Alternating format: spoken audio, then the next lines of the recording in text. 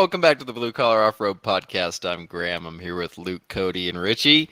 And we have Joey Urban, the man, the myth, the legend from Club XJ. Now, you absolutely butchered it.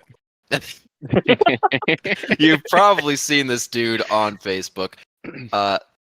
I've known of you, Joey, since like my Jeep was still on stock axles, I think. And I think the one recurring thing that I have always seen from Curtis, I probably had the 50 and the 10.5 underneath my Jeep by the time I learned of you, because I think it was through Curtis or something. I know you've gone through a couple iterations of rigs, and I don't know whatever happened with them, and I think that was like the theme of the Facebook posts, at least that I saw Curtis and other friends of that area sort of joshing you about. So I guess we could start. We can hit that in a little bit. I do want to cover that. I want to talk about what happened with those things. But how'd you get into wheeling? Man, I want to say it was like 2015. A couple buddies of mine had Cherokees, and I thought they were cool, so I traded a truck for one, and I haven't been able to escape since. That sounds about right. I cannot get away. They just keep coming back. They're hard to get rid of. I think I've gotten away for like 6 months. That's impressive. Now, I've been away from wheeling for much longer than that, but I've been away from Jeeps for like 6 months. I haven't had a running rig in quite a while. What's quite a while? My current Jeep that I've had for a little over a year, I've drove 3 times, and it was running and driving when I bought it. And then before that, in a 2.5 year span, maybe 3, I think I've wheeled like 4 times and stuff that I've owned. I've had something the entire time. I just haven't had it drivable. So you're pulling a Curtis. I was just going to say, that sounds like Curtis. Yeah, wheels 2 times a year. It's like, oh, well, didn't want to do anything to the rig. It's like, well, you had all this time. I don't know. Curtis is like almost a different story because his rig is completely functional and he just doesn't go out. He just doesn't leave the house. Nah, if I have a functional rig, I'll go out every single weekend. The problem is getting to having a functional rig. Yes, that's usually the problem. Yeah. So when you first got into it, I'm going to guess it was like Cherokee 33s, all that. How did it end up with your reputation, in there? Actually, my first ever Jeep was a long arm Cherokee on 35s. And I just drove it open for a while, stock diffs. Eventually the 35 blew up on me going down the road. I swapped in a welded 8 1/4, and it's downhill from there.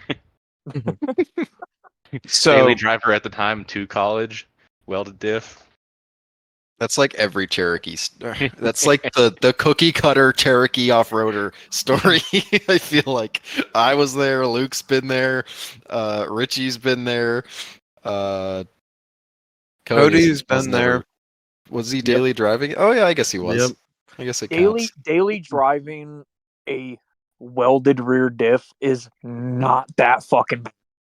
I hate when people fucking bitch about it. It's not that fucking bad. We talked about this before. It's not bad, but it's annoying.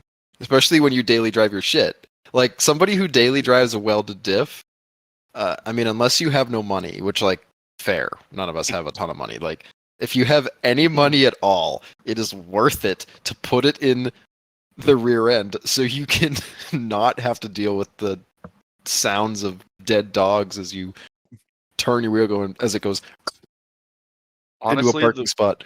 I don't know. The worst part is parking and getting out and people asking you what's wrong with it. Yes. And then you have to explain why it does that.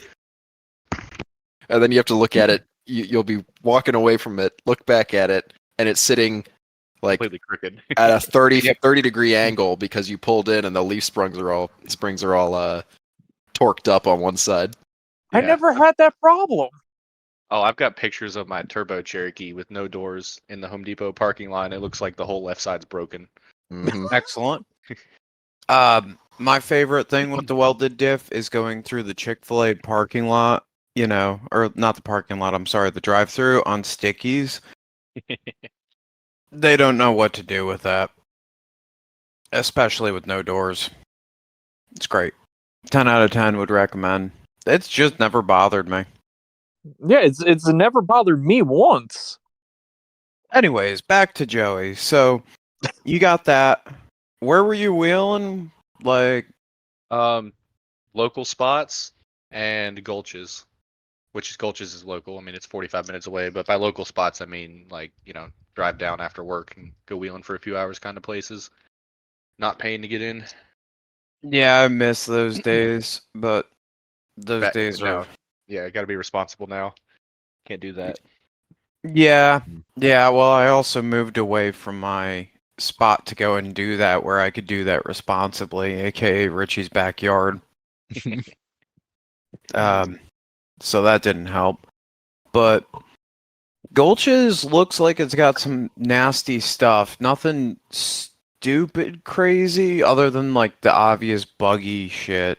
But Yeah, I mean, if you have a capable rig on stickies, you could clear the entire park in an hour easily. It hit everything. I mean, there's a couple obstacles you're not going to go up, and you're probably not going to unless you have a bouncer and balls, and then you still might not go up it. But there's only like 2 of those. I mean, that's fair. Yeah. I don't have a brain, but my balls aren't big enough to hit those lines. You do have 2 of them though. Maybe. We hope. Oh, yeah. Wow. I just totally tismed Maybe out not. there. R/wish. Yeah, literally. Fuck. I'm now completely derailed. Anyways, moving on. You didn't even answer the question. I'm sorry. Continue wherever you were going. I can't help you. No, I'm totally derailed. So yeah, wow, my bad, guys. So you're wheeling at Gulches. You've got the rig on 35s. You've got the welded rear axle. How did it get worse from there? Because it always gets worse from there. Let's see. I ended up trading that Jeep for a 94 Chevy 2500 pile of crap. Owned it for like 4 months. And then I ended up trading that for a ZJ on Wagoneer 44s locked front and rear. And that's when I Question. really realized how fun wheeling was. Is there any way to stop the squeaky toy? Oh, hang on. Let me get my I was dog out of the wondering room. what that was. Get out of here. It's all good. It's not the end of the world. It was just it was very apparent when you were talking. My bad. It's all good. I took it away. It's all good. It's all good. But no, traded it for a ZJ, Waggy 44s, locked front and rear, 35s. Wheeled the crap out of it, daily drove it to work, out of college at that time. Didn't have it for too long. Traded it for a Mustang, traded the Mustang for a red Cherokee that had a long arm kit on it. And then that's where things started to really spiral. I owned it for a week, picked up my buddy's old built 44 front, went and found a 9-inch rear. 2 months later, I was daily driving it with a spooled 9-inch rear, stock front axle for a few weeks till I put the 44 in it, and had that for about 3 weeks. And then I put the turbo on it, and yeah, kind of went crazy from there. Daily drove that thing for a while. I mean, it was like 5 or 6 months with the turbo, half-ton axles. Ended up putting some new 37s on it. Did a lot of stupid stuff with that Jeep. It was a great daily, great wheeler. Then I bought a 6.0 to pull it with, and the Jeep started breaking every time I took it out. That happens. Yeah, tow rigs and rig reliability are like a sliding scale. You get an unreliable tow rig, the Jeep's reliable. You get you get a reliable tow rig, and then you blow your shit up every time that you go wheeling. Yeah, like I broke the ring gear in the 44, Yukon shafts, Yukon caps, and the super joints. Wheeled without a cap on the super joint and egged the shaft out for like an hour. Swapped a new shaft in there, new cap on the cross for the super joint, and it was good to go. Well, that's kind of mint. But yeah, I was very surprised. Everyone I know that's put a 44 under their rig that's like in our sphere hates it. by the time that they get rid of it. I feel like if you're trailering a rig with a 44 on the front, you're just setting yourself up for a bad time. At least from what I've seen. If it needs a trailer, you're getting rowdy. And the worst it part doesn't. about it. Sorry. Yeah. The worst part about it was the driver hub bearing. On the road, I could not keep a hub bearing in one piece for more than a week. I could take it off road one time, bearing would fall apart.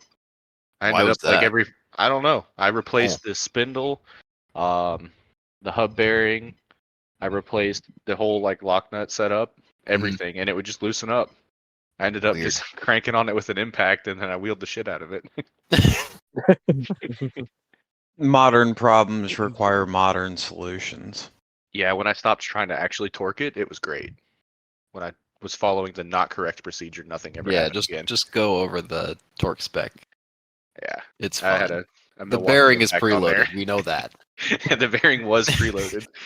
Like I could drive it from my house 20 minutes to go wheeling, and then on the way back home, you could hear the bearing starting to grind, and I would pull over, pop the locking hub off, tighten the bearing up, and then drive home. Wow, that's bad. Yeah. Jeez. My experience with the 44 was I had one under my 98, and that thing I could not keep together. It went through like 8 sets of lockouts. It went through 3 stubs, and I kept, whenever I'd break a fucking stub, it would take the spindle with it. Didn't you go through a diff too? Yeah, well that's neither here nor there, but I blew the Detroit, the ring and pinion, and all of this was on 35s. I with drove curved out tires. Oh, sorry. Oh, you're good. I drove like an hour and a half one day to wheel that thing on slick IROX with the turbo, and I get there, immediately break a locking hub, realize I don't have any tools, so I scrounged up some tools from some people there and had to bend a fork to use as a snap ring plier. Replace that hub. And then I blasted up some hill, whatever. Video went like all over Club XJ, and that's when everyone was like really noticing that thing. Mm-hmm. And then later that day, I did a neutral drop in 4 low at like 6K and immediately grenaded the transmission mount and had to ratchet strap the transmission to the cross member to drive home. Sounds like it all checks out. Hey, it was fine. Sounds like Cherokee shenanigans, just in a nutshell. See, now you sound like that guy at the party. You know, believe it or not, it was less stressful driving that thing to parks and grenading things because it was never anything actually serious. But then as soon as I started trailering at places, it's like, okay, I wouldn't be able to drive it home now if I had to. Yeah. Jeez. I'd love to know how the fuck you did that with the fork, because I'm trying to figure out how you could, Yeah, like, that's a good point. pinch. Maybe just hook and grab and pray. I popped one of the the little prongs off of it, and then I used the rest of the fork to pull one side of the snap ring up and jammed the broken piece of fork in there, and then used the fork to pop the other side of the snap ring out, and then just worked it all the way around. Hey, if it fucking works, it works. I was in the middle of a creek too. It was miserable. Jesus. Yeah, every time with a fork. Every time that I break something annoying, it's always at the worst possible spot. Like, you got to be laying in mud to fix a drive shaft or, whatever. Yeah, it's always just uncomfortable. But then you break something serious and you're like, okay, I'm in the parking lot. Why did this happen? That's where I grenaded my 60 shaft, was in the parking lot of Roush. That's awesome. Really? Not quite in the parking lot, but it was in the comp course with Dan. Close enough, yeah. Yeah, I didn't break anything else that entire weekend. Go for one quick ride with Dan, and I grenade the fucking 60. That's when that blew up. So, that was smart. Let's see what else. So, I remember the absolute abortion that was tuning on that thing, but can you go into tuning that 4.0? Because that was just like prime. So I put an eBay turbo on there and built the exhaust myself. I had like $400 in everything. And then I put a check valve on the map sensor hose and tried 32-pound injectors. They were a little too much, so I think I settled on like 26, and that was it. No tuning. Not even a fuel pressure regulator? No. I ran a manual boost thing to control the boost, and it was off eBay too. It was like $20. I had a wastegate on there. Found out that it didn't do the 8 pounds it was supposed to. It would build like 15, so I regulated it down to like 12 and just drove it like that. Never had any problems when I would take it down the track, our local 8th mile track. I ran a 10.5, by the way. A brand new 37s, and I launched it at like 4,500, spun off the line, ran like a 10.5, and when I pulled over off the track, it was pouring coolant down the side of the block out of the head gasket. It cooled down, and it never did it again until I went down the track again. And that was the only time it would ever do that. That's weird. That motor now lives in a TJ, no turbo, but it still hasn't blown up. That's impressive. I can't keep a 4-liter together to save my life. Nah, that one was great. 12 pounds of boost the entire time I had it. Yeah, just stretching out those head bolts, head studs. But they were self-healing. Yeah, exactly. It's elastic. It just comes back. They're torque to yield, and you didn't. I think I did don't know. tighten them one time. Just crank them down a little bit. Yeah, there you go. Preventative maintenance. You should have put a spark plug on a throttle position sensor, so that way when you're hitting full throttle, it starts sparking and, Shooting flames. Yeah, because that thing was definitely shooting enough fucking fuel in there. Oh, the old video of me going down the track, it was obviously black smoking from being so rich with those injectors. Mhm. And people were asking me what kind of VW motor was in it, and I popped the hood, and they were like, "What the fuck?" The happiest 4-liter you've ever seen.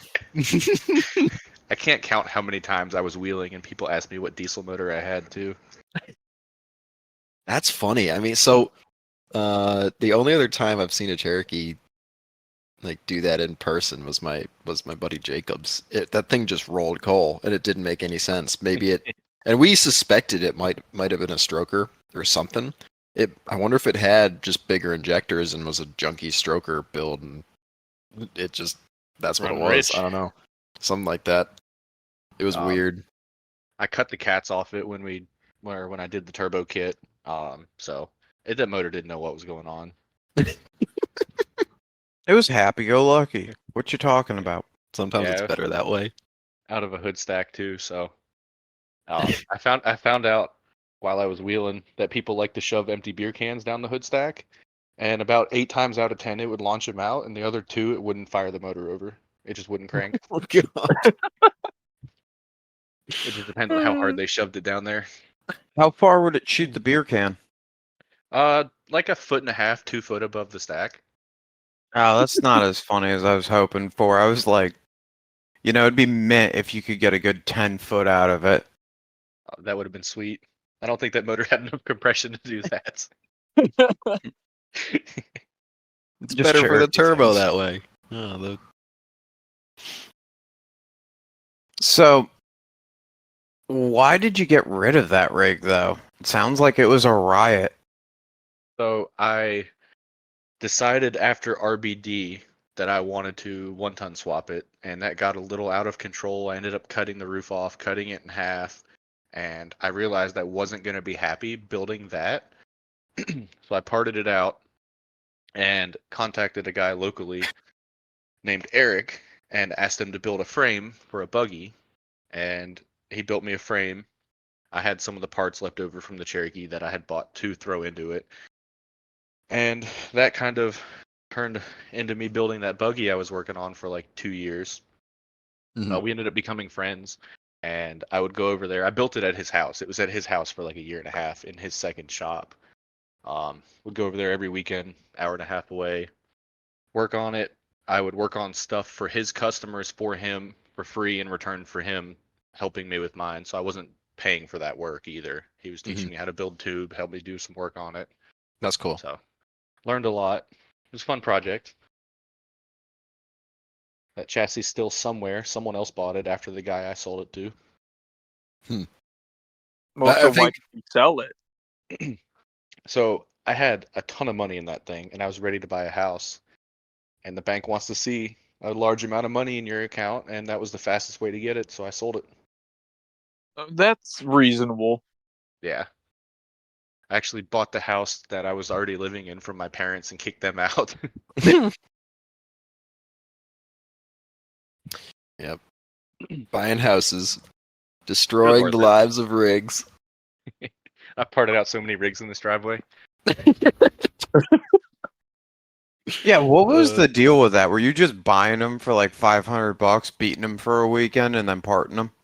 So the first one I really parted out was, besides the stuff I built, that LS Cherokee I got, and it was just a fucking pile of shit. It was much worse than I thought when I got it, and I was not going to be happy fixing that. The way I got that is, I bought my house. The day I signed the papers for the house, I drove to Georgia and bought a '06 TJ on Rubicon axles with a turbo kit, second turbo Jeep. Had that for a few months, decided this isn't enough. Almost built it, bought some parts, decided I was just going to sell the Jeep. Sold it, went and bought that LS swapped YJ. Drove it one time, realized I absolutely hated that SM465 in it. I was miserable with that thing. Traded it for the Cherokee with the LS the first time I drove it. Like, I was still at the off-road park. I didn't bring it home with me. Wow. I've heard a lot of mixed reviews on the SM 465, so checks out. I was starting out in third gear and 4 low, and it has, what, 4 gears? It was terrible. Jeez. That's rough. Yeah. So what was wrong with that LS Cherokee that it was just unsavable? I found out after I got it. I didn't look at it very close because I was pissed at the YJ at the time. Half of the roof of the cage wasn't welded all the way around, and then like the unibody was separating. They didn't tie anything into the front. All right, hang on, dog. The squeaky toy again. He brought a fourth one in here. All right. So no, I had that Cherokee. I wheeled it one time, brought it home, washed it, started finding all these issues. Realized like they didn't tie the fenders into the shock hoops or anything, or the bumper. So where the unibody met the floorboards, it was pulling apart. I had to press it back together, weld it. The rear floorboard was separating, and then just some janky fab work. So I parted that thing out. It was easier than trying to sell it. Makes sense. That sucks. In doing all that, I learned I will never be satisfied buying someone else's rig because you're probably going to find some janky stuff. Yep. Don't look too hard at my rig. It's different if you do it yourself, because then you know what's safe or what's not. But there is some really sketchy stuff, like the 50% welded tubes on the roof. I mean, come on. Yeah. Luke knows a thing or two about that. I do. I call Luke out. He kind of did, but I think he was more so referring to that ZJ that I paid someone to put a cage on. Oh, yeah. And, I was 100% referring to Ducky. Yeah, so I paid a shop like $3,200 to build like a cage, and what was supposed to be a simple hybrid became cutting the entire Jeep up and sitting for 6 months. And then like when I finally parted that one out, I cut the cage off because someone else had a ZJ that they wanted to put the cage onto. And when I cut the cage off, the whole A pillar and the B pillar, all the areas that you couldn't see on the cage were just not welded. They had like, there was a couple of really egregious sections where a quarter of the tube was welded. And I was like, great, I thought this thing was supposed to be safe, and it was just a fucking death trap. Yeah, you would have died if you flipped that down a hill. Oh, 100%. Death and or serious injury. Yeah. And maybe both. And Probably at this, both. I'm not going to beat a dead horse with that, but at this point in time, I don't recommend anyone to him. And then as far as calling me out, yes, the double A and the double B are welded about 3/4 of the way around because I can't get the MIG gun in there to get the last quarter. So, I wasn't calling you out, boy. well, I'm just throwing that out into the Graham ether. called you out. There's it's a tricky situation adding tube close to the body on existing structures that are tight to the body. You just short of having like a really fancy TIG gun. I don't know how you're getting to some of those spots, but yeah, when you're building like the main structure, weld it all the way the fuck around. Like take the cage off, weld everything around, put it on after the fact so you can weld all the base platforms to the actual chassis instead of just not. Yeah. Which I did. Yep. So you've gotten rid of the LS rig. Now, does that bring us up to the LJ, or was there more abominations in there? No, that was it. I had chilled out for a few months, maybe like 4 or 5, then decided about 6, and then decided I was ready to get into something else, and I've always wanted an LJ.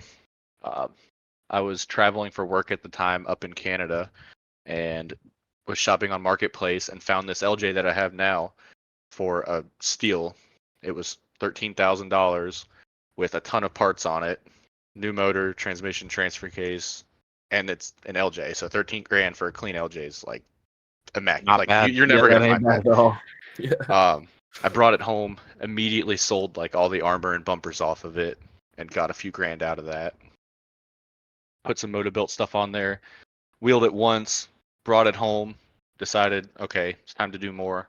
Ordered some seats for it, dropped it off, had the boat sides, cage done, all that, brought it back home, wheeled it one time, and keep in mind this thing had limited slips in both dips. Was immediately pissed off the first time I wheeled it in the mud. I literally made a deal to go pick up axles the next day while I was at the off-road park talking to Dylan. Yeah, it'd be like that. So brought it home again, stripped the axles, suspension, sold more parts off of it. By the end of it, I got the LJ with the drivetrain, frame body drivetrain. That's all that was really left, and I got like $4,500 in that. That's not bad for a chassis of an LJ, and like I've seen the fab work. It's really clean. I forget who you had do the cage, but it came out sweet. That was Jared Huffman in Tennessee with Huffman's All Fab. right. I think I actually have his sticker sitting here. Give me one sec. Yes, I do. Great guy, great work. I'd say I was about 95% satisfied with it. But Which, it's all in the good grand enough. scheme of things, is not all that bad for fabrication work. No, he had it for a while. Like I had him do a ton of work. The boat sides alone, if anyone's ever done those in a Wrangler or anything really, that's a ton of work. Yeah, it is. They came out clean. The boat sides and the main bar that goes from like the A to the C pillar, that's all 188 wall. Everything else is 120. 1/4-inch plate on the boat sides. He boxed the floors back in where he had to cut them out. It turned out really nice. That's cool. What makes it harder to do a boat side on a TJ versus or a Wrangler versus an XJ? It's not a unibody. You have to cut out a lot of the floor. So if you do it, in my opinion, the right way, and you fill the floor back in so you don't fall through, there's a lot of sheet metal work involved. Yep. That makes sense. That's fair. Are they fully tied into the tub? Yeah, I want to say there's like 6 tubes on each side that go from the boat side to the boat side tube to the frame, and then it's plated all the way around, and where it connects to the tub, it's welded to the quarter panel armor in the rear, and then I've got that plate in the front on like that front panel by the A pillar, which so is then tied into the fenders. Essentially, you can't take that tub off ever again. Yeah, I was gonna say, what's the do you just swap out the body mounts with a hard mount at that point? No, they were just cut off. So it the just cage doesn't. is Yeah. the cage. The A and B pillars are welded directly to the boat sides, and then the tub is secured by all the random body armor bolts and stuff. Gotcha. I guess that And then makes sense. Yeah, when you're just hanging the sheet metal essentially from the tube structure. Yeah, and then where like the bottom windshield spreader is, that actually lands where the windshield frame would sit, and Mhm. it's pretty much sitting on top of the tub, so the tub can't come up there either. Okay. Yeah, that makes sense. Oh. I don't know. I've never had to work on a cage for a Non-XJ. frame and body vehicle. I've never really thought about it. Now, when I dropped it off, I told him I had no intentions of ever removing the tub. I want to keep as much as I can for the look because an Mhm. LJ buggy is something that I've always wanted, Mhm. but that tub will never get replaced. Yeah. And I don't want to cut any more of the outside structure of it off. It's just going to kind of get wrinkled and exist at this point. Yeah. Turn the grape to a raisin. Exactly. This thing didn't have a single dent on it when I bought it, and I immediately had it cut up. What There's something axles you going? satisfying Oh, about sorry. there's something satisfying about having something really clean and then just using it to its Yeah, and then like until the it purist doesn't. Yeah. the purist community on Facebook gets upset about it because Oh yeah. it's not like they made a ton of these. Yeah. You think the it's purist community on Facebook is bad? Try fucking around on Reddit. Those dudes get fucking pissed. Are you trolling the Redditors? Yes. You're trolling the XJ Redditors. That's a whole nother level of mean, Luke. Special ed. That it's pretty par for the course for Luke. The only reason I wanted an LJ is because I don't like the look of a TJ stretched in the rear because to me it doesn't look proportional. So Yeah, they Yeah, get I kind of agree. like they get a little stubby looking. Yep. It looks goofy with yeah, your approach and departure angles are probably really good, but it just looks stupid. It doesn't look right. It looks wrong. Yeah, I agree. 100%. I'm shooting for a 118-inch wheelbase on this thing, and that would look, in my opinion, goofy in a TJ. Would the axles even be under the body at that point? The rear axle would be like under the rear bumper. Yeah, that just look goofy. what axles you going with? So the rear is a ribbed 14 bolt, 513 gear, spool, everything else original. I mean, there's no need to change anything else. The front is an 05 up Super Duty with 40 spline inner and outer stuff, spool, 513s, dry flanges, and then a bunch of motor-built trusses and whatnot on it. All the hotness. Are you close to Motobuilt, or do you just like the products? I just love their stuff. I mean, they're in Alabama, so they're not far away. But I just like their stuff. The front axle actually came with the truss and hydro ram mount when I bought it. I got a crazy good deal on that. That makes Yep. sense. I just never heard of Motobuilt for like axle swap stuff. I know them for like their YJ conversion bumpers and like their armor and whatnot. Yeah, almost my entire Jeep is from them. Yeah, I mean, I've got their 4-link kit, front half, back half, everything on the front axle. The rear's got an Artec on it, but I bought it with that already welded on there. It's the only reason. yeah, they make some solid stuff. Like, it just looks really good. I'll give them that. It's expensive. That stuff is Yeah. expensive, but But it's mean, clean. yeah, it fits. It looks right. Some stuff front- you can just doesn't look right.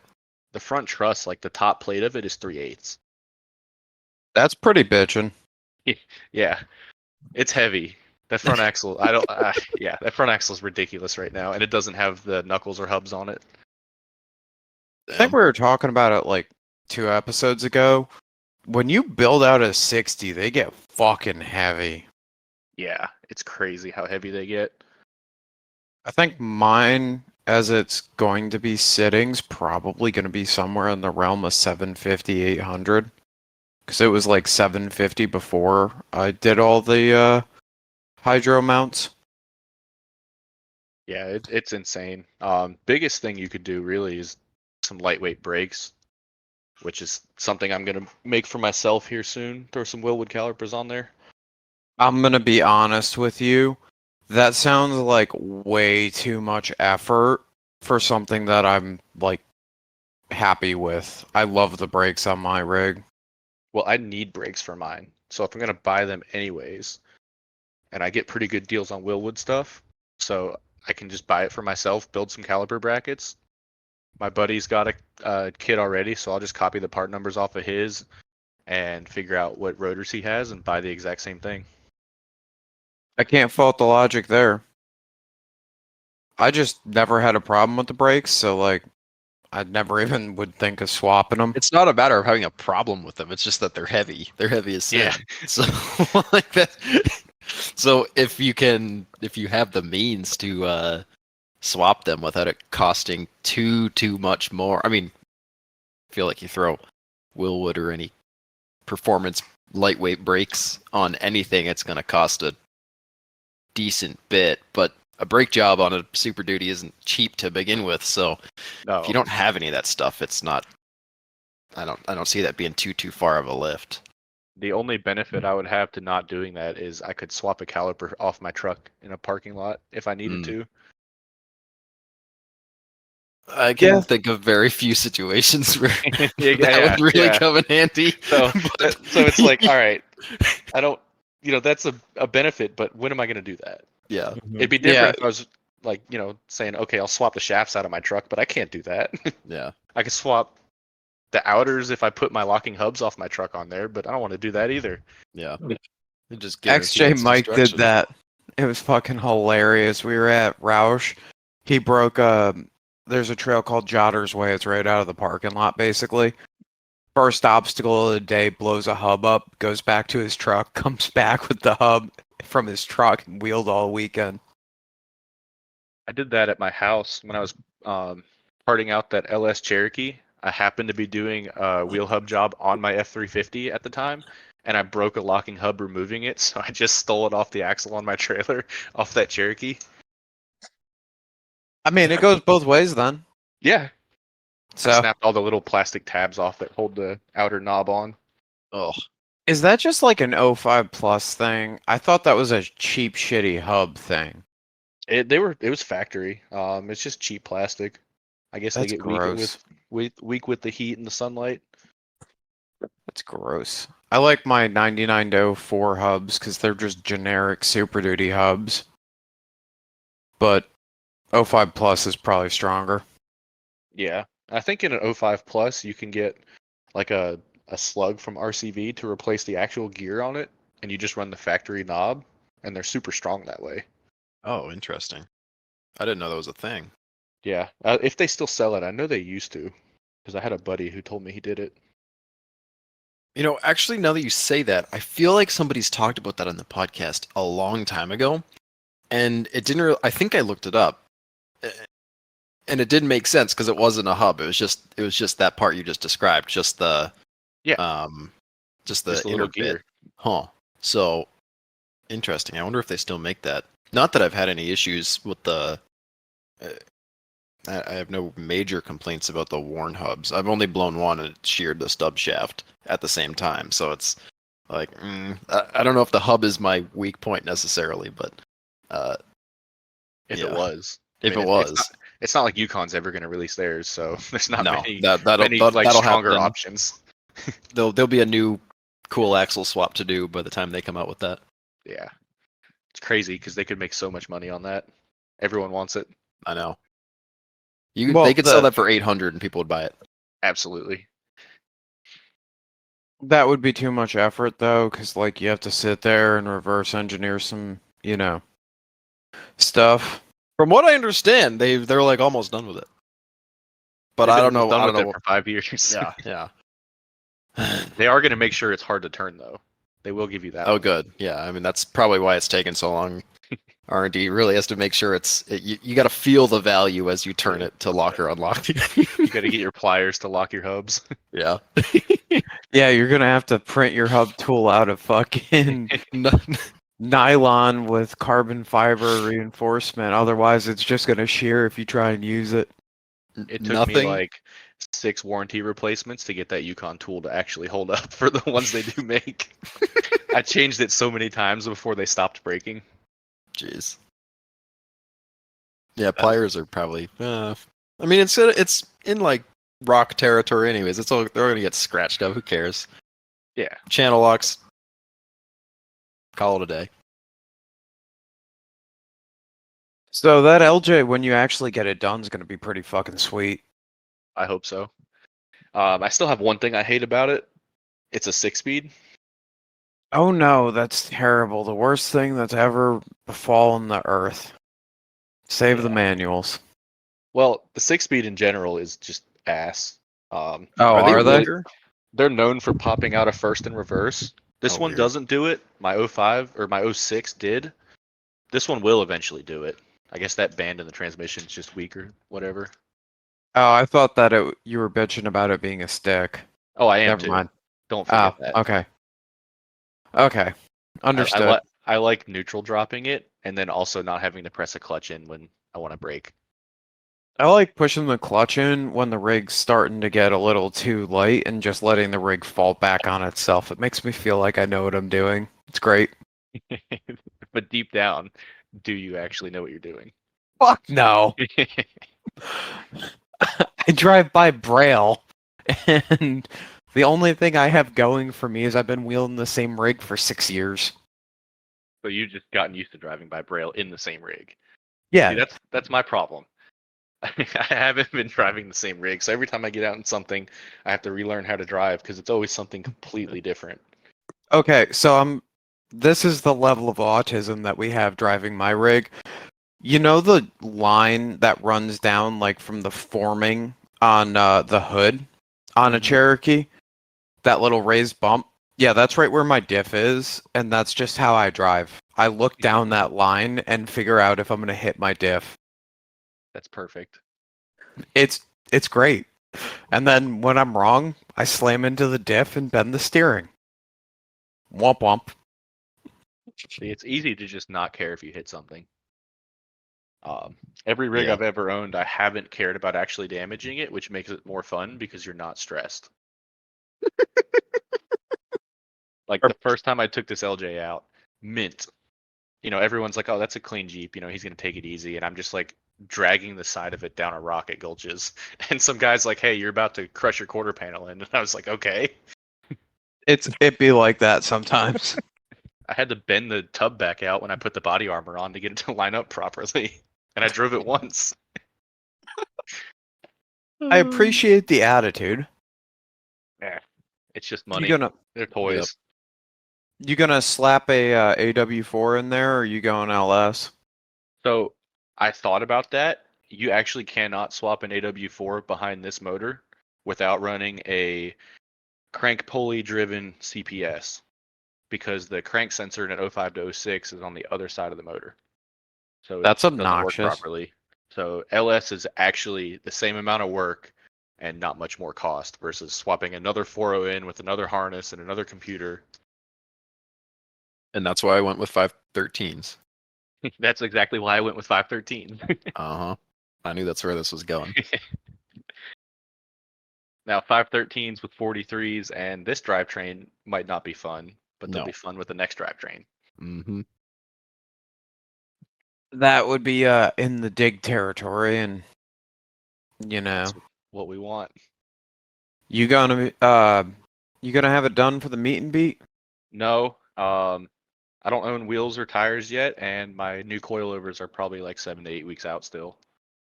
That's rough. Oh, that's gay. Yeah, I could have ordered them from somewhere in stock, but I ordered them through myself and saved the money, so it was worth it. Understandable. I just have to wait like 2 months, but that's okay. I'm gonna still go to the meet. I'm just gonna hitch a ride with whoever. I think Dylan's going, and you live by Dylan, so. Yeah, Dylan's a friend of mine. I've known him for years. He's a cool dude. He helped out a lot with the TTR stuff. So yeah, gotta give him props there. Got mixed up in that a little bit. Bought all my axle parts from him. Ooh, I don't know that we really want to get into that too much, but I ended up getting my stuff. It just took some coercion. We unloaded that all with Nick. I actually listened to that at the gym the other day. Oh, nice. Hell yeah. Hitting squats? I was doing legs. Ah, fuck legs, man. They suck. It was terrible.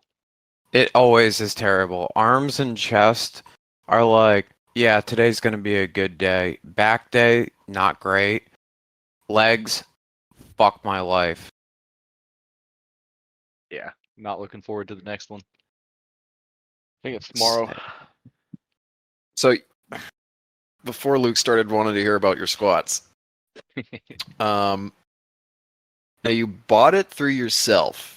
Now I kind of know where this leads because I have a little bit of, I've like I said before we started this, I haven't talked to you in person, but I sort of know, where you're at. But how are you buying it through yourself? What sort of business are you running? What sort of magic's going on here? So I started my 3D printing business last January, February kind of time frame. Took off a little bit. Was having some fun with it. I started 3D printing just because I thought it was cool, and then people were like, "Hey, I want to buy that too." So that just took off. And about a month ago, I was like, you know what? I am making these mounts for all these switch panels and stuff. Why don't I try to sell the switch panel too?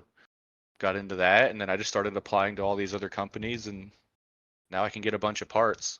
Um, the coilovers and stuff, I work with a wholesale company, so I'm not a direct dealer for anyone like Fox. So I don't get like as short a lead times as someone who's like direct with AccuTune or whatever. Yep. But I still get stuff at a good enough deal to be able to pass on savings to people and myself. And now my Jeep's a write-off. I can't argue with that. What was the driving? I mean, obviously the switch panels and stuff, but like, what brands you working with? All of that type of thing. I do like Baja Designs, S-Pod, Auxbeam, Raceline, Vision, Method, Battleborn Wheel, Aces EFI, Corbeau.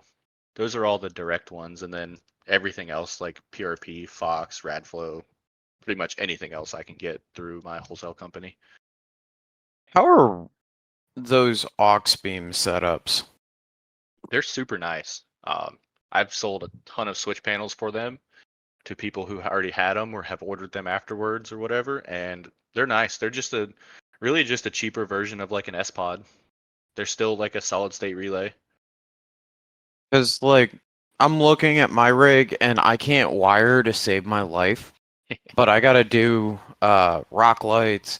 I gotta do a reverse light because I'm not going to the fucking meet and beat and having to use my brake lights as backup lights. Been there, done that, fucking over it. You know what I mean? So Yeah, I mean they're nice. I mean you can get them 6, 8, 12 button.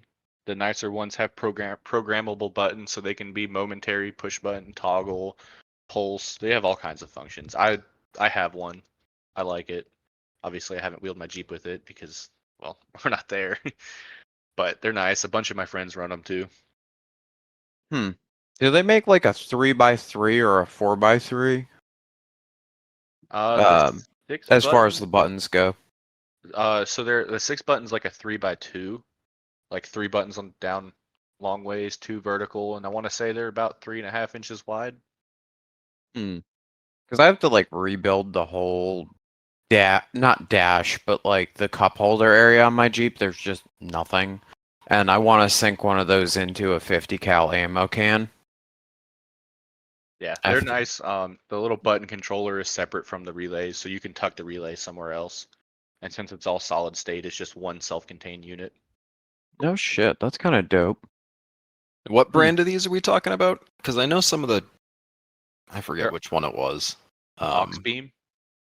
Yeah, okay, so that's a good one. There's some like knockoff ones that people buy all the time, and it's a source of pain for me because people have those things in their rigs, and then the battery dies because the things draw power like a motherfucker, even when they're off because it's all ground switched, which doesn't make sense. There's something else going on, but either way, the China knockoffs will kill your battery from what I've seen. I just wouldn't run them. I'd say this is like on the upper end of the Chinese switch panel. Yeah. No, from what I've heard, the Oxbeam ones are probably some of the better ones. I forget what the other companies are that are like It's like mic reputable. tuning and all these other random Amazon companies. Yeah. I don't know. I don't like them. I like the feeling of a real Switch. I don't care if it's harder to wire. Give me a real Switch. See, I only like them because I don't want to have to wire that much. Yeah. It does suck.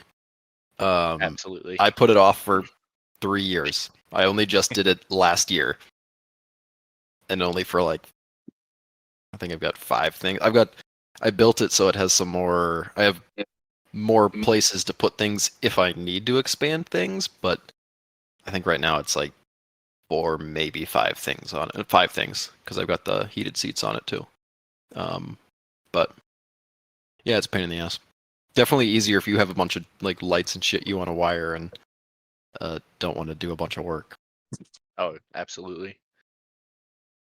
Yeah, and can't they do, or they can do more than just the basics. So like in the future, you should be able to wire it up to run like headlights and all of that other stuff, right? Without any major issues. And then if I wanted to completely remove all the Jeep shit, that could be done with like tying into the brake line with one of those switches. So when it gets ignition power, the brake lights will work.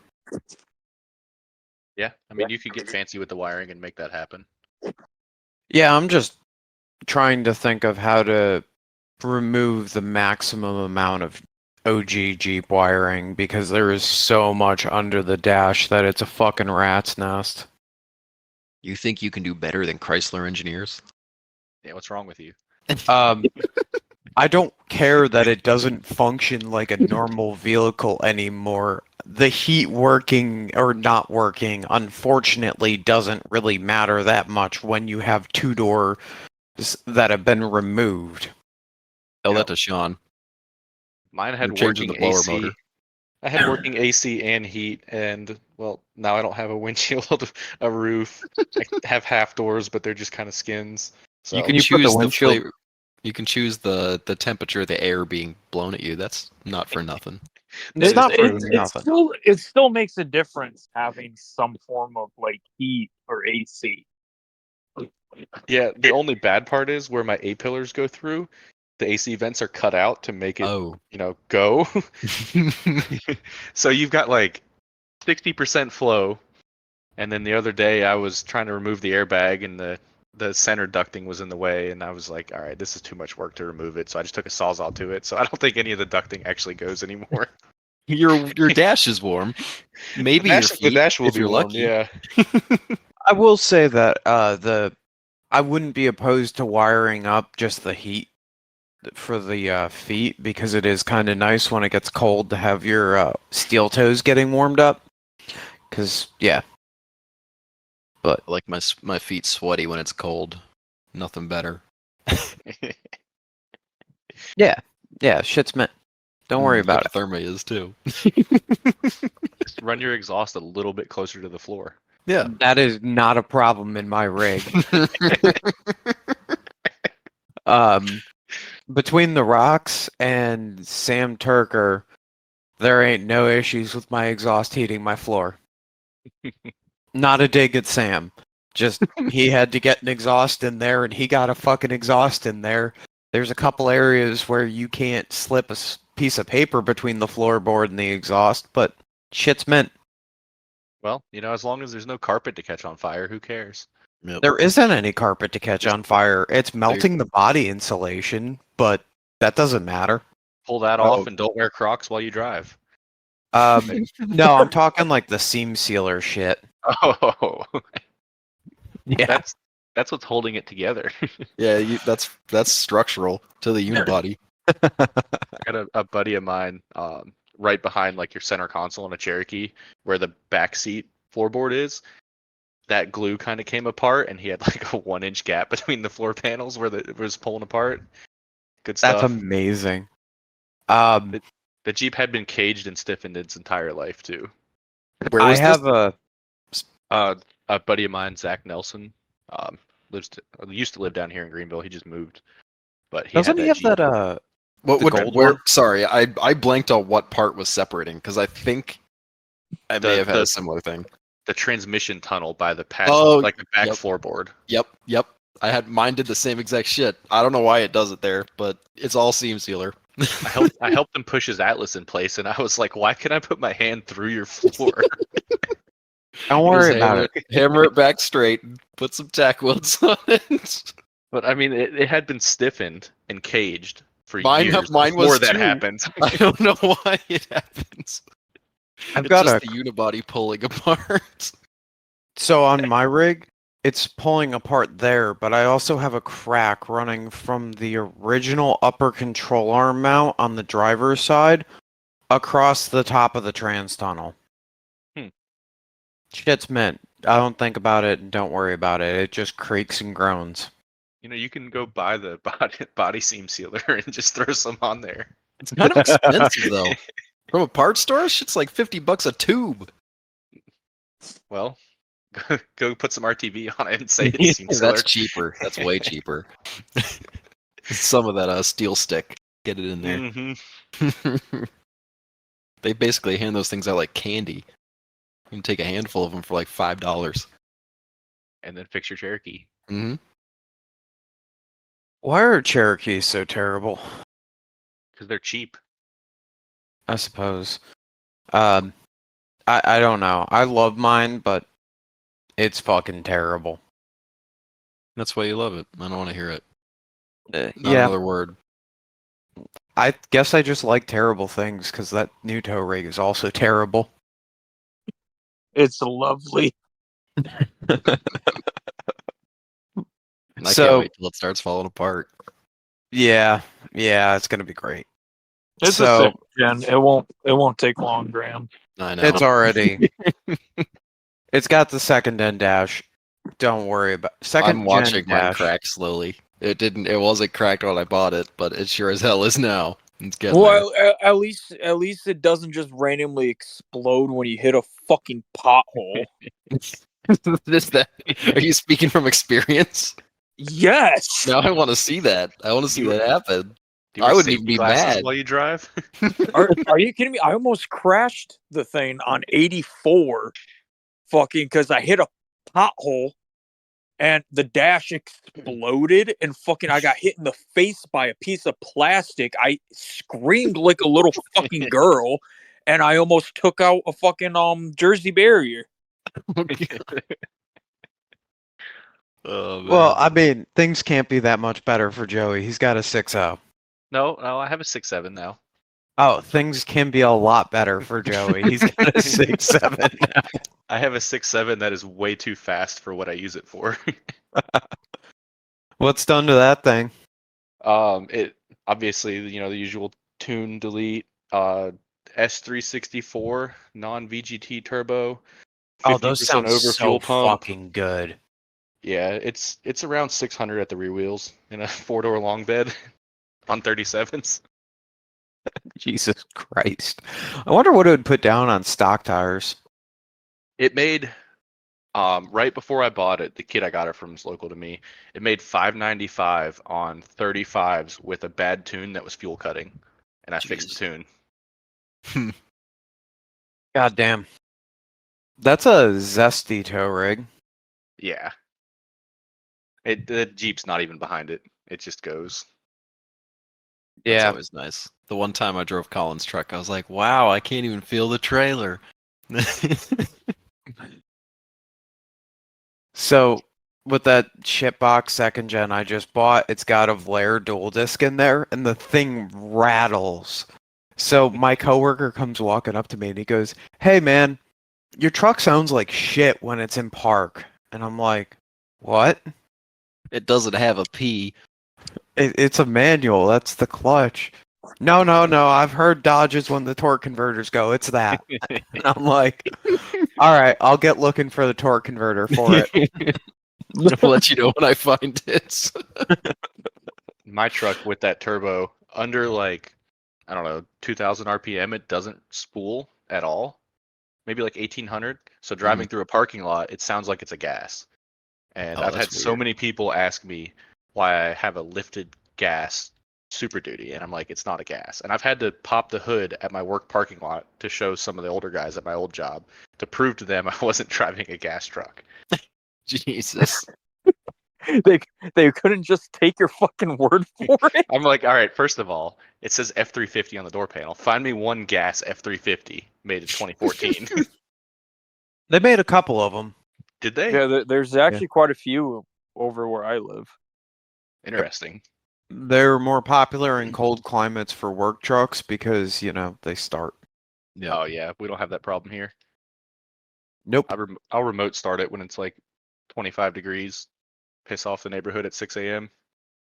I don't know. There's a thing in I feel like New England in general is just there are diesel trucks. Don't get me wrong. There's plenty of diesel trucks, but there's fewer than in other places. I feel like. Well, you spend as much on anti-gel as you do diesel. yeah. My Fucking, dad's. you have to Sorry. special order fucking diesel trucks if you try to go to a dealership. It's Oh, fucking really? ridiculous. Oh yeah.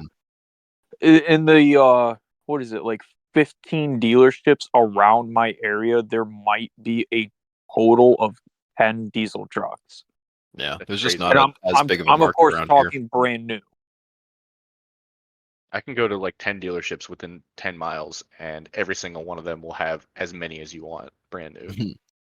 Yeah, and it comes and goes. Like in the springtime, they'll have more diesels. They have less in the winter. We had 1 year, and I remember it fucking sucked. It was minus 19 at night and minus like 9 during the day.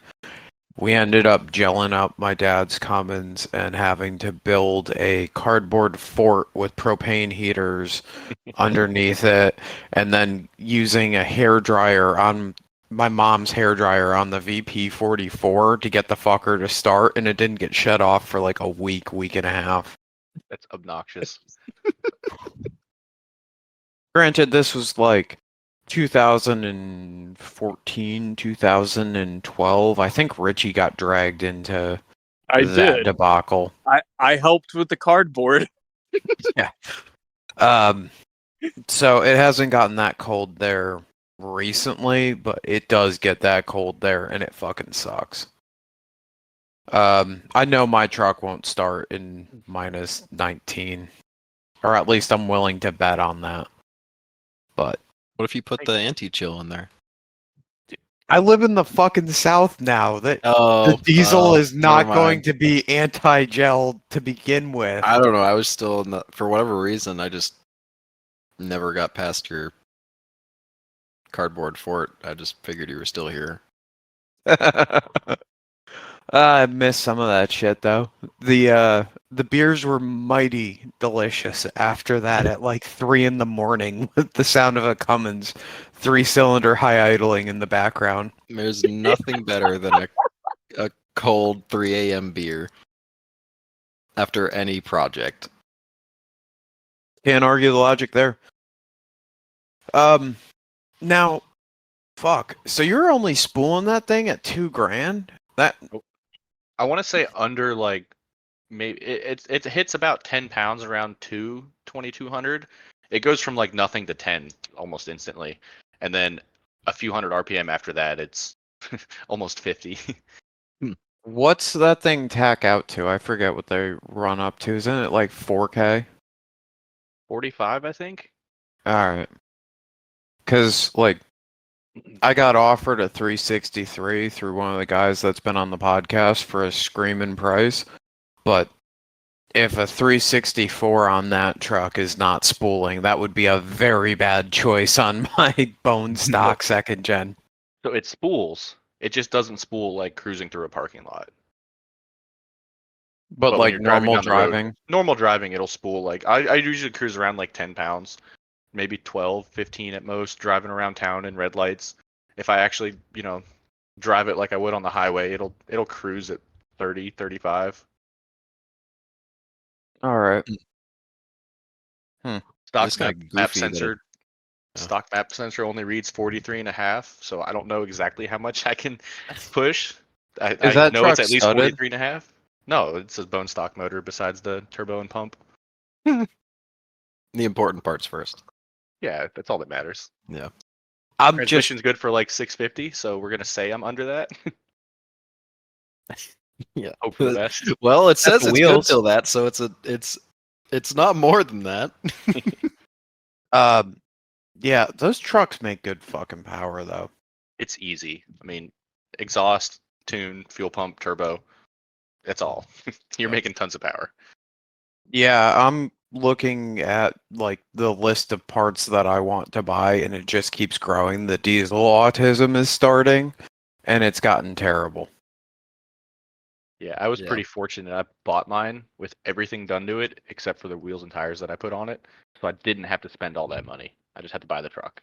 That's definitely the way to do it if you're trying to like, as long as it's been done right, I guess. But Yeah. um, I've known the kid I got it from for a while, few years, and the truck that this turbo came off of, he bought the turbo kit brand new, installed it on another Platinum F350, and a week later, dead centered a cow going down the road at about 50 miles an hour.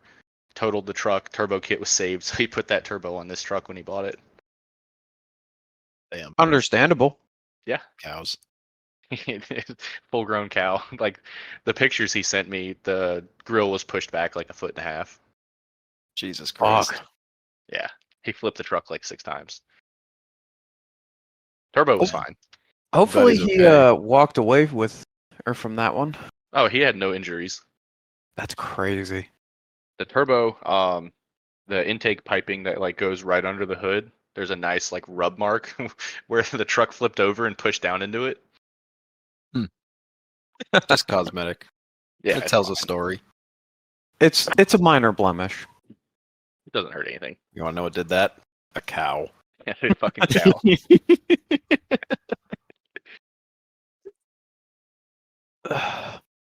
So I suppose that there's just some questions that we got from like our end. What was the biggest hurdle in getting the business started? Um, I mean, besides like personal learning CAD and stuff like that to get the 3D printing going, just learning customer service is the hardest part. Trying to be available and answer questions. Yeah, you have Not, jackwagons like us that'll hit you up at like 3 in the morning. yeah, and I've taken orders at 3 in the morning drunk at a bar. Hopefully your shit shows up. Oh, the shit always shows up. Unlike, our favorite whatever. We're not gonna talk about it. My Mhm. stuff gets ordered immediately. Yeah, as That long as is you the don't way take to orders do through it, though. Snapchat. Yeah. Building my axles, I had to get onto a certain someone a month and a half later asking where my stuff was, and it hadn't been ordered yet, and it was all drop ship. So I that don't want to be was that guy. No. so Nobody that wants to be that was guy. my experience with the guy that built my ZJ2. Like you would think if you're the guy that's running, a certain performance shop that starts with D and ends with R in Connecticut, that like you'd be able to get Radflow products. And this is like 2015, 2016, so it's not like we're talking about COVID happening here. Yeah, no, it took what was it? It was 3 months that I was waiting on a set of air shocks. Yeah, that's ridiculous. And every time I asked about it, it was, oh, this, that, the other thing. Well, don't worry, we're going to upgrade you to 2.5/16s. Okay. They show up and they're 2-inch 14s or some shit like that. I forget exactly what it was. They got traded for the Super Duty axles under my rig. That See, was a good decision. That's just a lack of someone ordering parts on time. That's all that is. Mm-hmm. Oh, 100%. Now, with the 3D printing stuff, I'm not asking you to give the sauce away, but you're using carbon fiber nylon and all that? I've done a little bit. Most of my stuff is PETG or carbon fiber PETG? PETG though, yeah. PETG's good shit. I like it a It is. lot. I haven't had a single warranty replacement for a warped part. It holds up more than well enough for use in a vehicle. Now, carbon fiber nylon I would absolutely use if it was going in like an engine bay or if I just wanted to make a really fancy part, but the cost is considerably higher, which is a reason why I like PETG, because I can keep my prices very fair and low. Yeah. How does PETG take to threading? Take the what? Threading, What do you mean? like cutting threads into it. Cutting threads into it? So I've actually done that. I print the threads though, and then I just No chase shit. it with a tap. Yeah, I make a mock-up orbital, and I print the threads in it, and then chase it with a tap to clean it up. But even without chasing it with a tap, you can run a bolt in there. The That's reason that I'm impressive. I've never done the. I know Luke, you've got experience with the 3D printing stuff, but I don't know. As a non 3D printing person, that's wild. It's come a long way. Yeah, it really has. I do a lot of stuff with PLA Plus, and the reason being, PETG has bad properties for shattering under explosions. Speaking of, so I've tried to test that out, and I can, like, my switch panels that are PETG, you can bend them like 25 degrees before they oh yeah, break. yeah, PETG is a great automotive filler material with excellent adhesion, but when you're printing guns, Oh yeah, don't do the that. um, the PLA Plus Z-axis layer adhesion is much higher, which prevents them from, exploding in your hand. So Yeah. that's kind of cool. On my list of things to make, I want to build a Glock and carbon fiber nylon the lower. Uh, Consider just nylon. Well, carbon 'Cause fiber looks cooler though. That's the thing. it does look cooler. I'm not going to argue that. But I had really good luck with PLA Glocks and PLA AR-15s. Okay. See, I haven't made any firearm parts. I've got a buddy that makes like hand stops and stuff, but neither one of us has actually made any lowers or anything yet.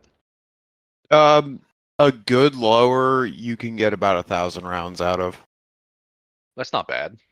No, it's not bad. This is really going down the Tism rant. I can't really justify it though when I can pay $28 and get an Anderson lower. Yeah. If it's a shitbox gun, I'll just throw it on a shitbox lower from the gun store and never have to worry about it. Yeah. I would only make one to just like put my brand on there just because it's cool. That's it. Oh fuck yeah. I wouldn't actually like take it to the range and shoot it. It's just gonna sit. Yeah, I took 1-to-1 competition and it made it through the competition, but I noticed that it was starting to crack and I was like, yeah, I'm gonna just go spend $28 with my local guy. Yeah, that's worth it.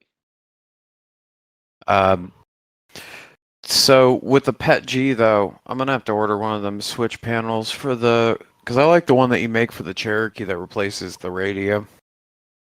I don't make one for the Cherokee. I thought you made one for a TJ. For the TJ, yeah. I thought they were the same. My bad. I don't know. I haven't tried that. You should make one for a Cherokee because I'd buy one. My radio's useless Yeah. anyways. Half the time it just falls out. I could do that. I need to order a radio bezel, and I'll just 3D scan it and remake Oh, that's them. fucking awesome. Oh, I can bring you one if you can't find one. Oh, that'll work too. I can knock that out pretty quickly. All right, so now you're tickling the tism even more. What type of material is going, or not material, but stuff goes into 3D scanning? So I use a RevoPoint Morocco Pro, which is a handheld scanner, completely isolated from any other power source or computer. It's got a screen on it. I buy some, I forget the brand, A-Sub, I think, scanning spray. It's like $40 a can. That kind of sucks. But you spray it on parts that are, like dark colors or black, and it goes on there with like a white film and helps you scan it. And it's pretty straightforward. The hardest part is just modeling from the scan. Yeah, because it's gonna generate what, like not an STL, what a step file maybe? I'm not It sure creates like a mesh file, and you have to go in there and then clean up the mesh file, do a little bit of editing, and then you send it into another program, do a little bit more editing, and then I can pull it into CAD. I haven't played around with it too much. I've had it since like January, and I've used it like 4 times. But it's nice for importing. I can import this mesh straight into Fusion and use it to just compare things to see how close my model is without actually modeling off of that. Yeah. It seems like just handy to have something that you can put inside the next to whatever you're modeling, so you can have at least a very close visual representation of what you're doing. Yeah, like I decided this week I wanted to order some Baja Designs lights. I haven't ordered them yet, but I'm gonna put them in my headlight buckets and replace the factory bezels with something made to accept that, so it looks right. And I spent like 5 minutes the other day scanning my grill, and I was done scanning it. That's sweet.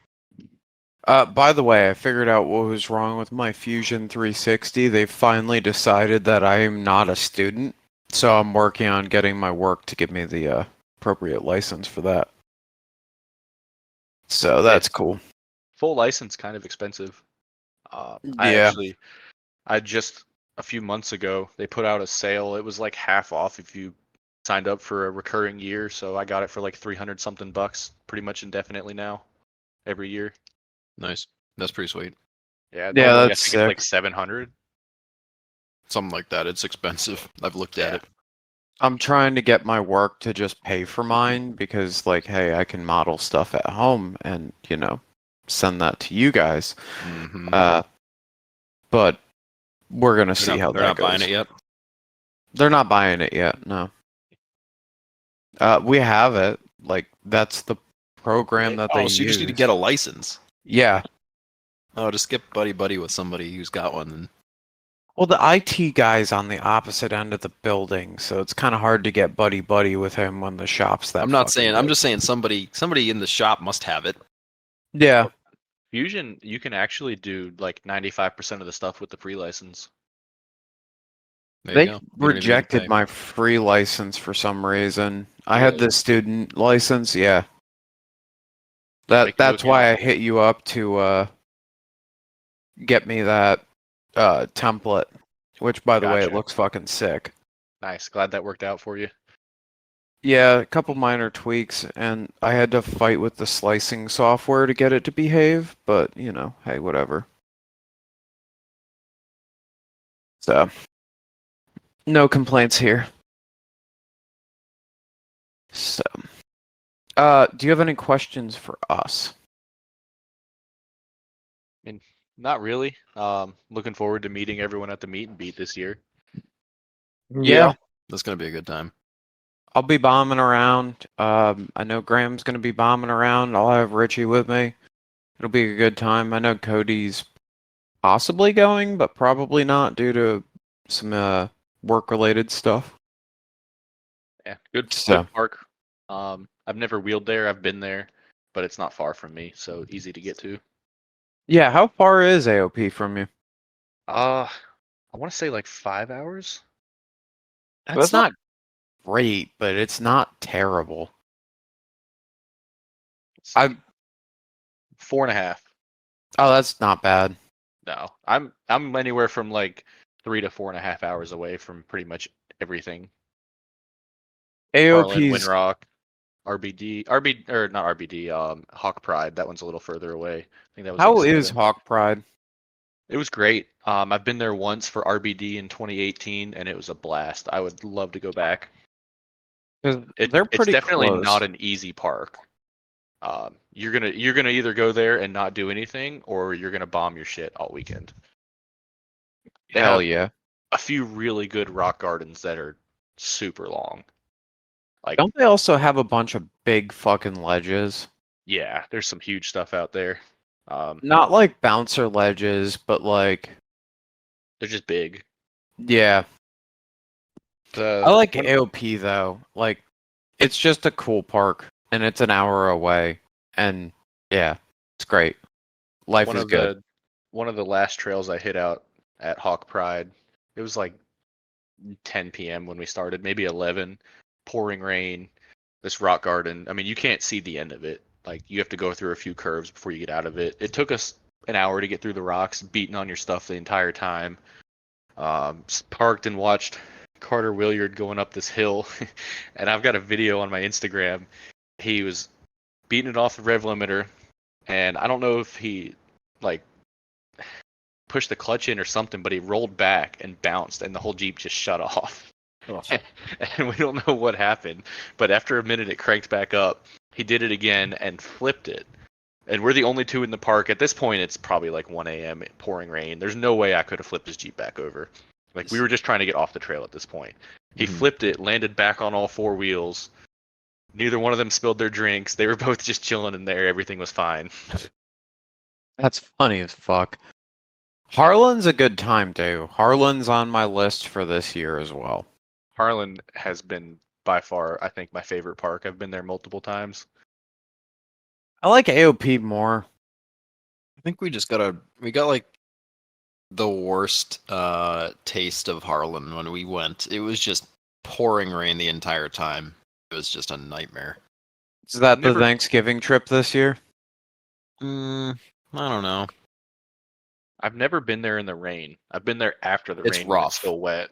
It's rough. Even after the rain, it's rough. But the rock garden there, I had my Jeep, the Turbo Cherokee. That's when I snapped the super joint cap, and I just like continued. I snapped it at the beginning of that rock garden with the longer one that has like the trail that goes along the side of it where everyone watches.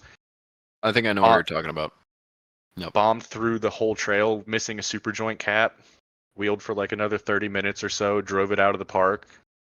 Wallowed the shaft out. Great. These things will happen. I mean, just getting out of that, off that mountain is a haul in itself. So right before that trip, I had just put on the full hydro, a single-ended ram, and I didn't gusset the track bar bracket that I welded the ram to. So in the middle of like the second day wheeling, it just snapped the track bar bracket in half, and I had to like use the winch and ratchet straps to hold this thing together. Drove it back down. First thing in the morning, we stick welded it. Continued on. That's fucking awesome. Let's see. So, what other park did you mention in there? You mentioned AOP, Windrock, Harlan, RBD. Our RBD was where Hawk Pride is where I went to RBD. RBD's the event. Sorry, my bad. You been up to Windrock though? What are your thoughts on that? Yeah, I've been to Windrock in a side by side. I've never been in a full rig. It was fun. Obviously, different experience. Yep. It was fun in a side by side though because of how large the park is. Mm-hmm. Makes sense. Yeah, we got to go there this year, Luke. I know it keeps popping up. I'm going. I do want to go.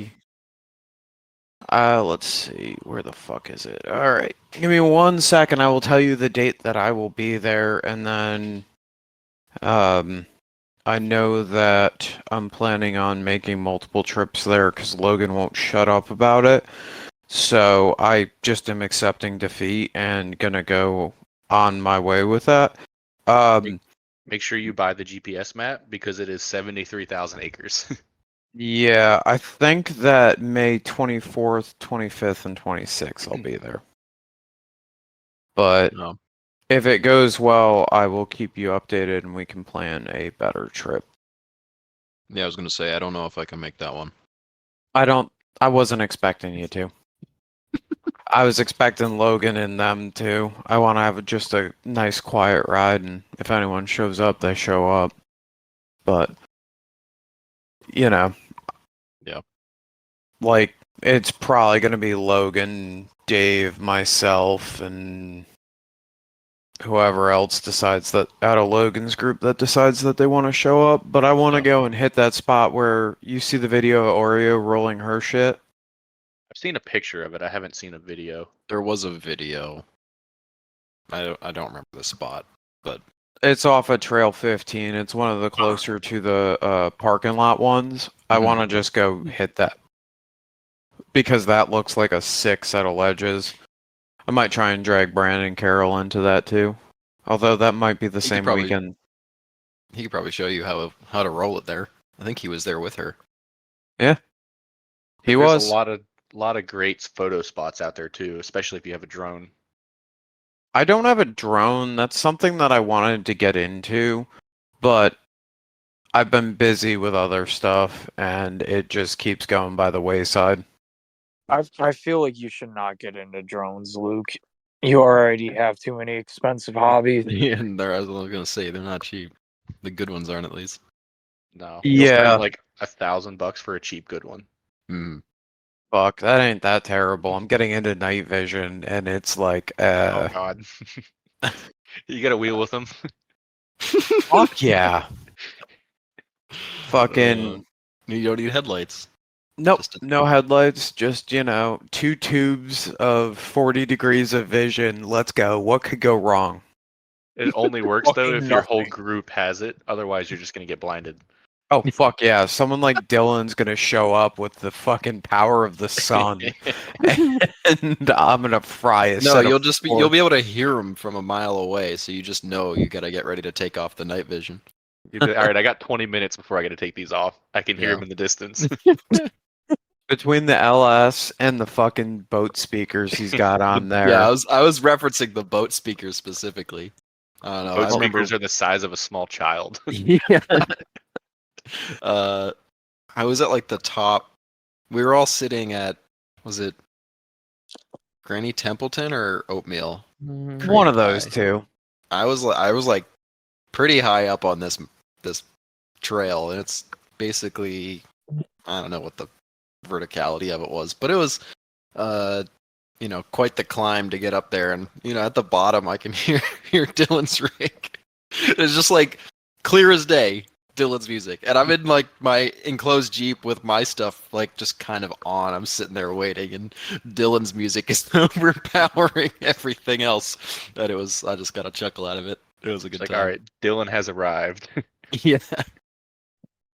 So it's a you'll sloppy night. appreciate this. The old shitbox is getting a what the fuck is that brand name?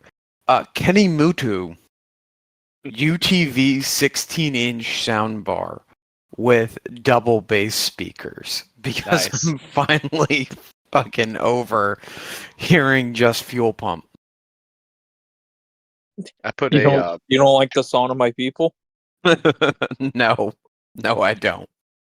I put a power base side by side soundbar in the back of my Jeep. It's about as wide as the tailgate, and it sounds amazing.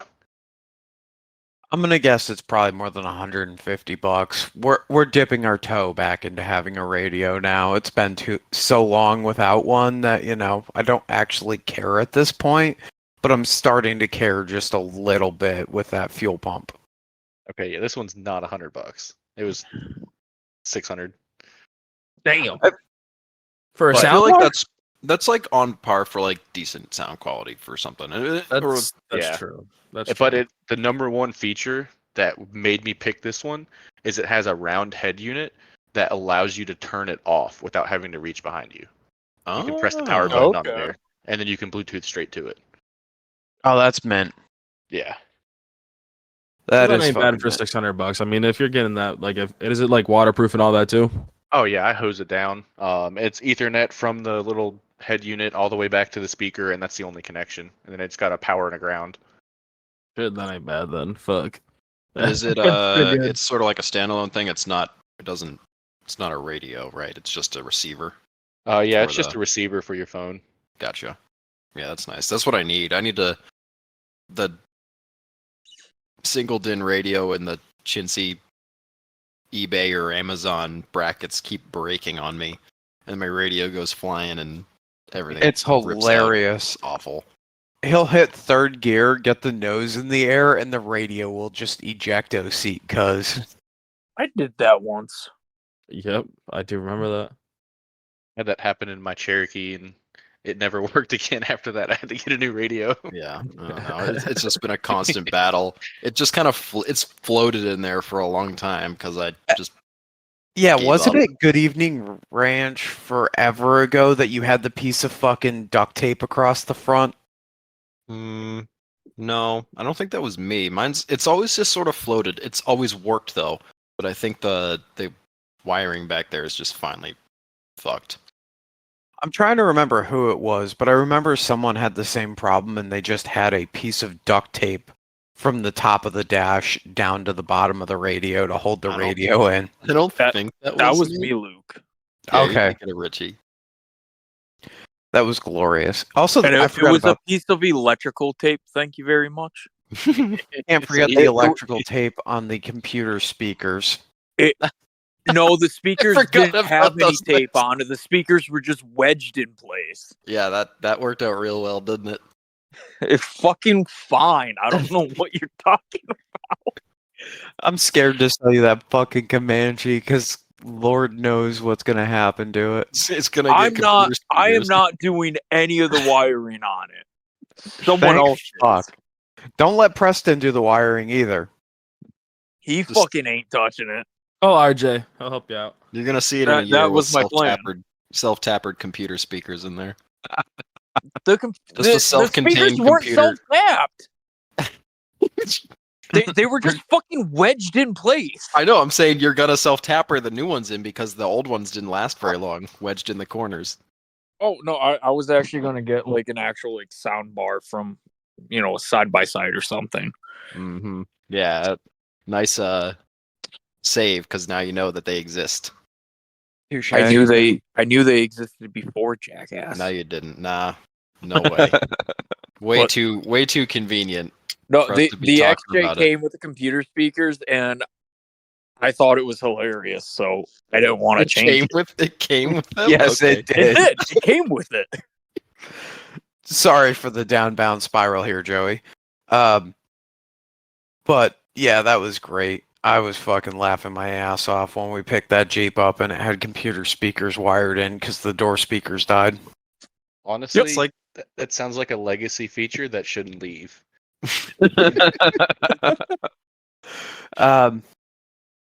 But on that note, anyone got anything else? Nope. No. what's No. your favorite DOT tire? Sorry. Fuck. The Toyo. Toyo's okay. I've had I've heard good several things about sets of them. Which Least favorite. which Toyos? The Open Country MT.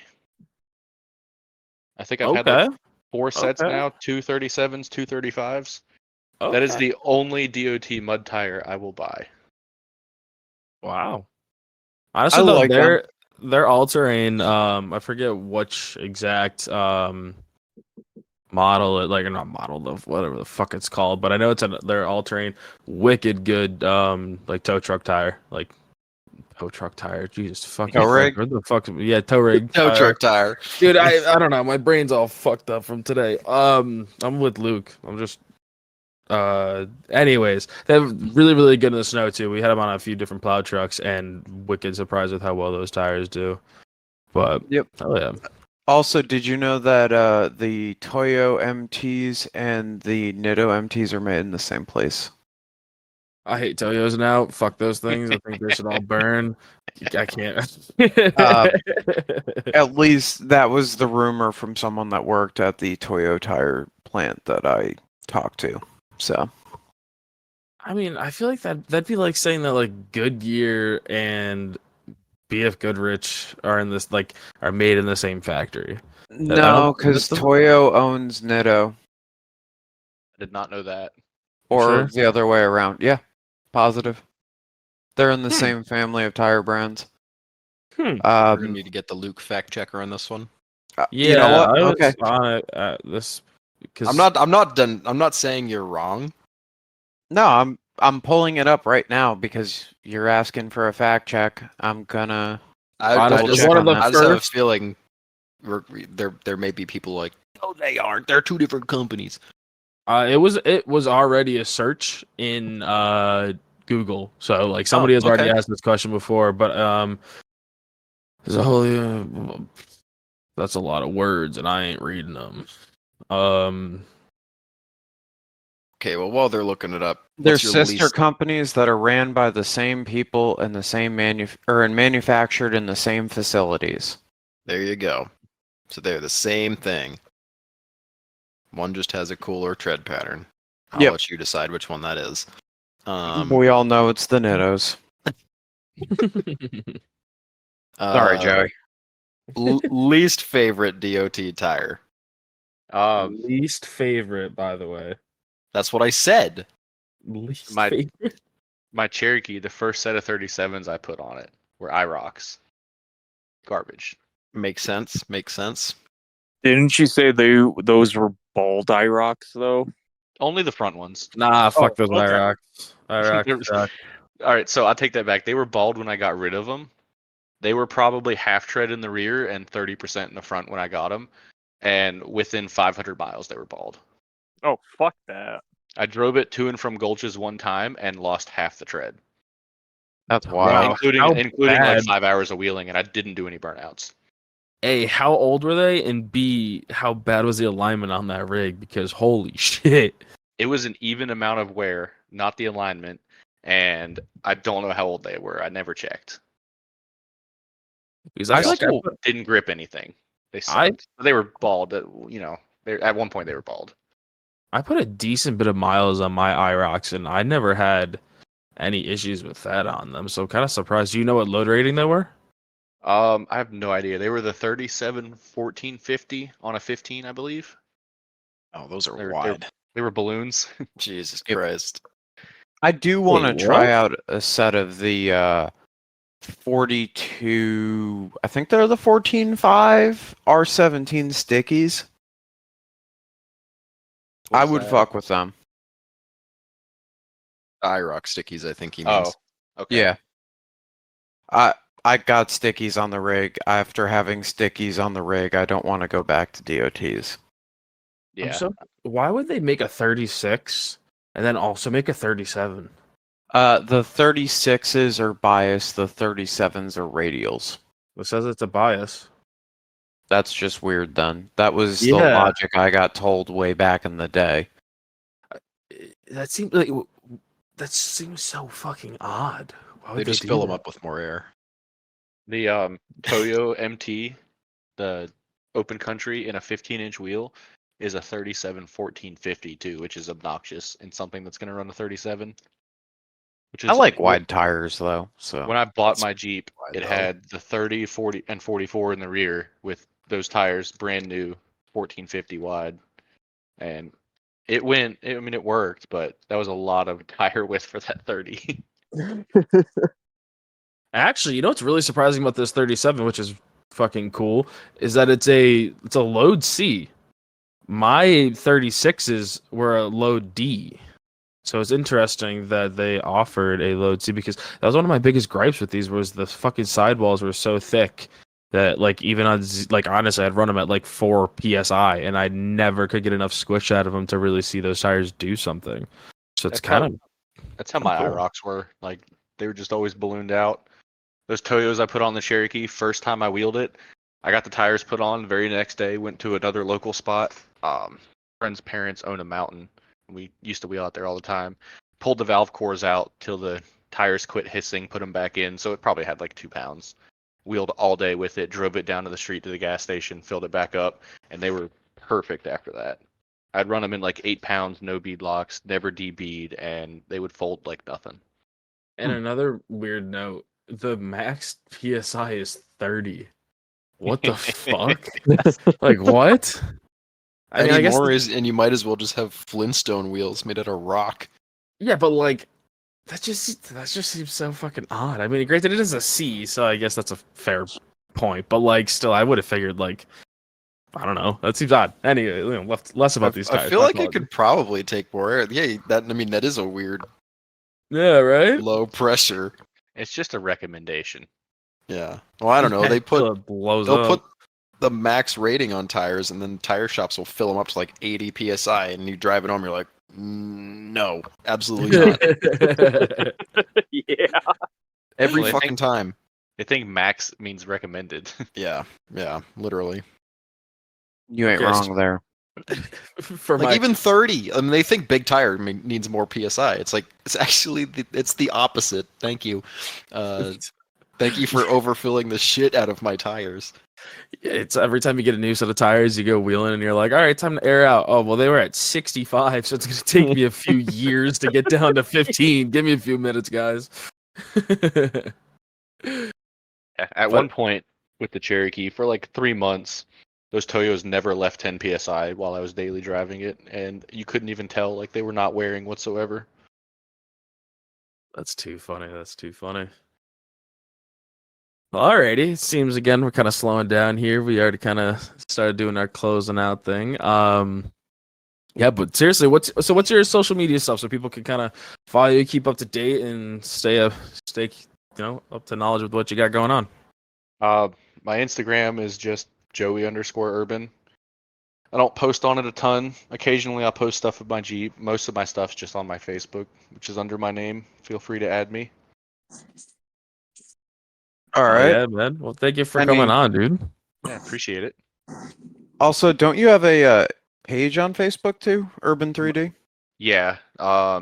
That's Urban 3D LLC is like the slash thing on the URL, but it's just Urban 3D for the business name. Hell yeah. Go check him out. Solid dude. And the only limiting plastic. Hell yeah.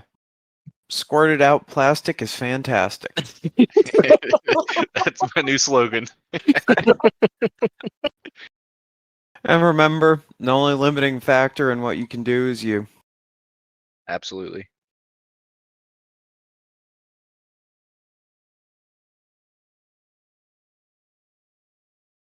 All right. If y'all made it this far, figured I would give you guys a little teaser as a thank you for listening, the whole entire episode, which is still crazy to me that some of you guys do that. So, listen to this. I have been coming up with a jingle as an intro. Obviously, Graham's iconic, hey, welcome back to the Blue Collar Rock Podcast. That is still going to stay. But it just kind of, I don't know, you open up a YouTube video, it's got a cool little intro, or you open up other podcasts and you pop it on and it has like a jingle to it.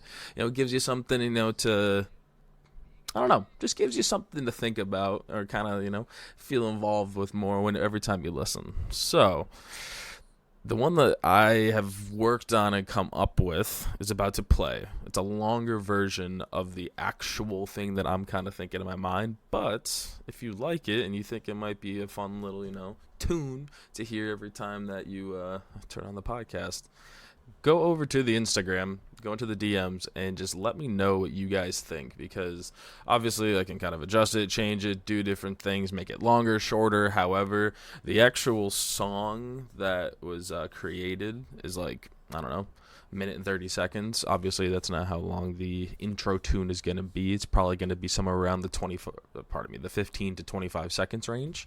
Yeah. So just kind of slide over there, let me know what you think, and here it is.